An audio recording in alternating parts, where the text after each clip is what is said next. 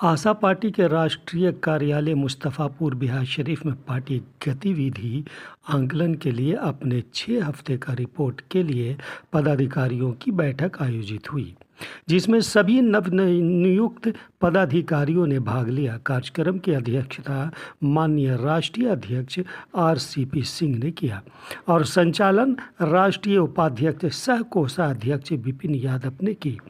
राष्ट्रीय अध्यक्ष ने अपने संबोधन में कहा कि आप सबकी आवाज़ आशा पार्टी ने अपने संगठन के विस्तार में ऐतिहासिक प्रगति करते हुए राष्ट्रीय और राज्य स्तर पर विभिन्न महत्वपूर्ण पदों पर नियुक्तियां की है।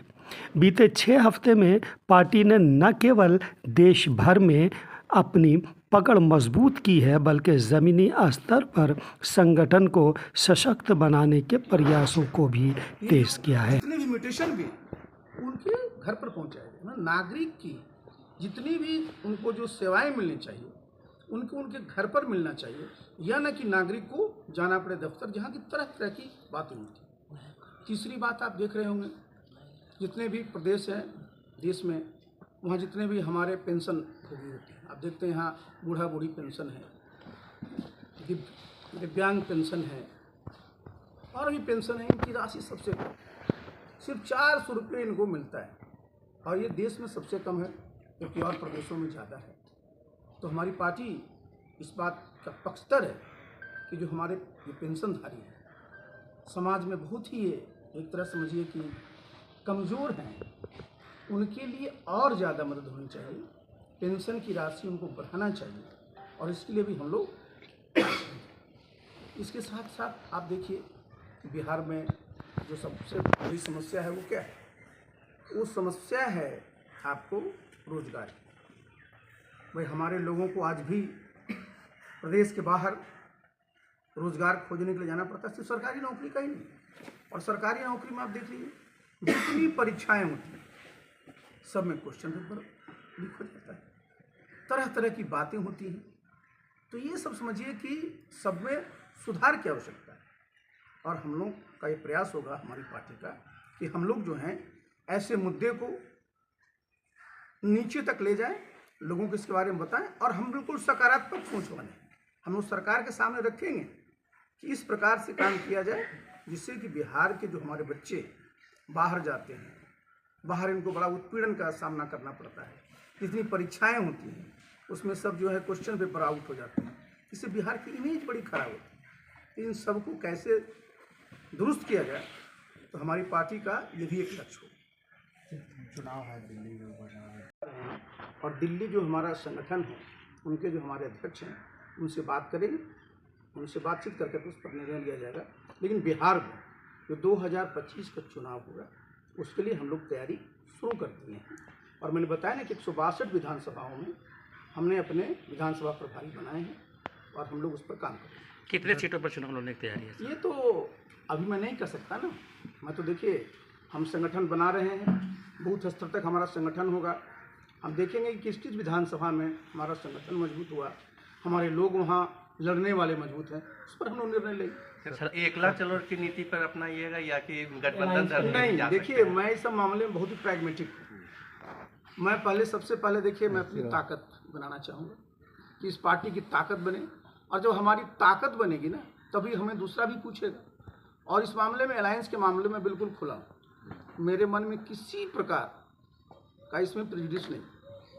सर, क्या अगर ताकत बन जाती है? आपको ये नहीं कह सकता हूँ कि क्या होगा, लेकिन मैं बिल्कुल ओपन माइंड हूँ। राजद के साथ भी गठबंधन हो? अरे मैंने बताया, मैं तो ओपन माइंड है ना, तो हम देखेंगे ना कि भाई हमारा संगठन कितना मजबूत होता है, फिर हमको कौन समझते हैं कि इस लायक हैं कि इनसे गठबंधन किया जाए, तो हम लोग निर्णय लेंगे। आप नई पार्टी बनाए तो सबसे बड़ा मुद्दा आपका क्या है? हमने बताया ना, सबसे बड़ा मुद्दा तो मैंने आपको बताया भाई, हम लोग चाहते ये हैं खास कर कि बिहार, मैंने आपको शुरू में ही कहा कि भाई जो पूरा का पूरा हम लोगों का क्या इमेज हो गया कि आज भी राष्ट्रीय स्तर पर सबसे प्रति व्यक्ति आय बिहार में है। आज भी बिहार में आज आप देखते हैं आए दिन जितने हमारी परीक्षाएं होती हैं सब में क्वेश्चन पेपर लीक हुआ। तो व्यवस्था का कहीं कहीं तो एक प्रश्न है ही ना, और ये ठीक करने के लिए कोई बाहर से तो आई नहीं। तो हमारा ये लक्ष्य होगा कि बिहार की जो ताकत है, बिहार तो आके जानते हैं आपकी भाई सत्ता का भी केंद्र रहा है, ज्ञान का भी केंद्र रहा है, और हमारे यहाँ किसी चीज़ की कमी नहीं। तो हम लोग अगर एक अच्छा लीडरशिप देंगे इस पार्टी के माध्यम से, तो निश्चित रूप से जो बिहार हमारा है वो भी विकसित प्रदेश बनेगा। कि बिहार में यात्रा यात्रा यात्रा, आप जरा जान लीजिए, यात्रा तो लोग कभी कभी करते हैं। और नीतीश बाबू तो इतने वर्षों से बिहार में मुख्यमंत्री हैं, 20वां साल चल रहा है, और ये मैं स्पष्ट करता हूँ कि महिलाओं के इन्होंने काम किया है, लेकिन जो काम किया है उसमें और भी काम की गुंजाइश है। तो मुख्यमंत्री को यात्रा की क्या आवश्यकता है? भाई मुख्यमंत्री तो हमेशा दौरे पर रहते हैं, आप जाते रहते हैं, पदाधिकारियों से आप अनुश्रवण करते रहते हैं, आपसे लोग मिलते रहते हैं, आपको तो ये निर्णय लेना है ना। यात्रा पर तो वो जाता है जिसको पता नहीं है साहब। आप 20-20 साल से बिहार के मुख्यमंत्री हैं, आपको क्या यात्रा करने की जरूरत है? आपको तो देखना है कि कैसे प्रति व्यक्ति आय बिहार में बढ़े, कैसे हमारी महिलाओं को ज़्यादा रोजगार मिले, कैसे हमारी महिलाओं के और सशक्तिकरण। जो आपने किया बहुत है, लेकिन इसके आगे भी बहुत संभावना है, वो करना है, उसके लिए निर्णय लेना है। आप यात्रा करके क्या करिएगा? वहाँ पर कौन सा इशू है जिसको आप नहीं जानते? क्योंकि तो आप ही खुद ही सत्ता में इतने वर्षों से। सर आपने नया दल बनाया है सर, इसकी जरूरत क्यों पड़ी? आपने नया दल बनाया है सर, इसकी जरूरत क्यों पड़ी? बीजेपी ने धोखा दिया या साथ नहीं दिया? अरे नहीं, देखिए, ये तो मैं तो पहले ही बता चुका हूँ, उस पर बार बार मैं क्या करूँ। तो पहली प्रेस कॉन्फ्रेंस में बहुत लंबा बता चुका हूँ। अच्छा ये बताइए कि मनीष वर्मा की यात्रा पे रोक लगा दिया गया, कहा गया कि मनीष वर्मा जिले में जाके अधिकारियों को धमकाते हैं इस तरह के। देखिए, जनता दलियों का आंतरिक मामला है, उनके कौन नेता कहाँ यात्रा करते हैं, कौन सा संगठन का मीटिंग है, उसको जाने उससे हमें क्या लेना। सर क्या आप और प्रशांत किशोर भविष्य में साथ आ सकते हैं? आप और प्रशांत किशोर भविष्य में साथ आ सकते देखिए, हैं? मैंने एक पहले बात बताया ना, सबसे पहले तो मैं अपना जो संगठन में मजबूत कर लूँ, हमारी ताकत जब बनेगी, और हमारे साथ जितने लोग आना चाहेंगे ना, मैं किसी को मना नहीं करूँ, मैं सबका स्वागत करूँ। सर जातिगत जनगणना को लेकर क्या राय है सर आपकी? ईवीएम पर जो सवाल उठा उस पर क्या कहना? देखिए, ईवीएम पर जो सवाल है ना, देखिए ये बहुत ही गंभीर मामला है, और इस पर एक बार नहीं कई बार समझिए लोगों के विचार आए हैं, और आज की तारीख में ये लोग मान करके चलते हैं। और सब लोग, चूँकि हम लोग तो इलेक्शन कराए भी हैं, इलेक्शन में भाग भी लिए हैं, तो ईवीएम में जो शिकायतें कई बार आई, और इसकी लोगों ने तरह तरह से जांच भी कराई। इलेक्शन कमीशन ऑफ इंडिया का काम है कि भाई जो भी डाउट्स किसी पार्टी के द्वारा खड़े किए जाते हैं, ये इलेक्शन कमीशन ऑफ इंडिया का काम है कि उसको दुरुस्त तरह से जवाब दें।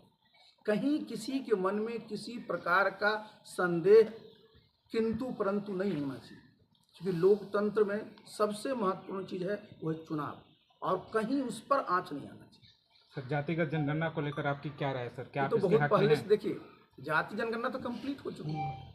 अब बिहार में देखिए 215 जातियों की गणना कराई गई, और आप जान रहे हैं इसमें से मात्र 25 जातियां हैं जिनकी आबादी 1% से ज़्यादा है। अब समझिए 190 ऐसी जातियां हैं जिनकी आबादी 1% से कम है, और आपको जान करके आश्चर्य होगा कि 75 ऐसी जातियां हैं जिनकी आबादी 10,000 से कम है। तो आपने सही एक सवाल किया है।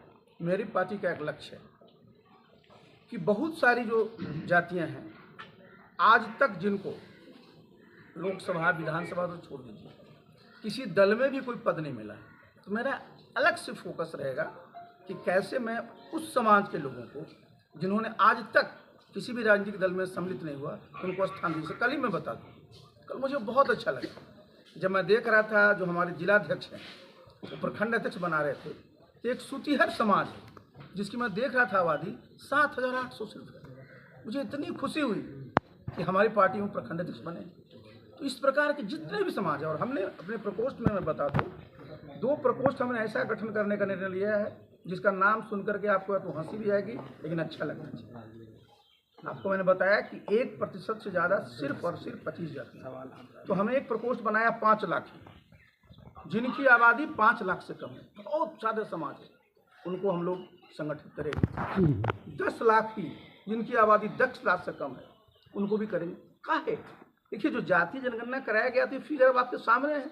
अब क्या कहा गया कि भाई जितनी जिसकी आबादी है उनके हिसाब से भागीदारी मिली, लेकिन ये मिलती नहीं है। तो भाई आप MP MLA तो बाद की बात है, सबसे पहले कम से कम जो पार्टियां हैं अपने संगठन में स्थान दें। और हमारा समझिए एक संकल्प है, और हम लोग इसके लिए बिल्कुल तैयार हैं और हमने शुरुआत भी कर दिया है कि जितना संभव हो सके इस प्रकार के समाज हैं सबका जो है इसमें स्थान है। किसान के बदौलत ही आज हमारा देश खाद्य सुरक्षा के मामले में आत्मनिर्भर। पहले क्या होता था, विदेशों से आपको अनाज मंगाना पड़ता था तब अपने लोगों को खाना खिला पाते थे।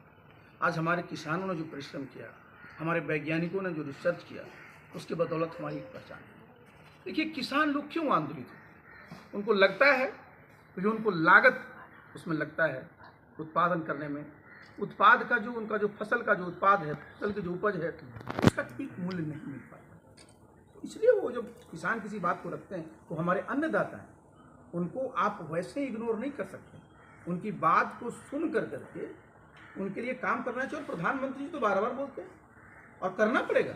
बिहार में भी देखिए, जैसे भारत सरकार क्या है, आज किसान सम्मान निधि योजना 6,000 रुपये देती प्रति वर्ष। बिहार में कहीं नहीं, बिहार में सरकार आपको कम मदद करती जब आपकी फसल नुकसान हो जाए। बिहार में भी प्रधानमंत्री किसान सम्मान निधि योजना के तर्ज पर यहाँ भी किसानों को मिलना चाहिए। और मेरी पार्टी, आपने अच्छा सवाल पूछ लिया, मेरी पार्टी इसके लिए प्रयास करेगी कि जितना केंद्र सरकार किसान सम्मान निधि योजना को देती है रकम बिहार में किसानों को, उतना राज्य सरकार को भी देना है। और ये राज्य सरकार नहीं देती तो हम लोग उसके लिए उनको दबाव बनाएंगे। तो क्या तेजस्वी यादव बिहार के मुख्यमंत्री बन सकते हैं आने वाली भाई हम तो देखिए कोई भविष्य करता नहीं है, और उनकी पार्टी बहुत पुरानी पार्टी है और बिल्कुल मेन विपक्ष दल है। तो भाई सत्ता और विपक्ष तो चलता रहता है। अब ये मुख्यमंत्री कौन बनेगा ये तो बिहार की जनता तय करेगी। अच्छा, कभी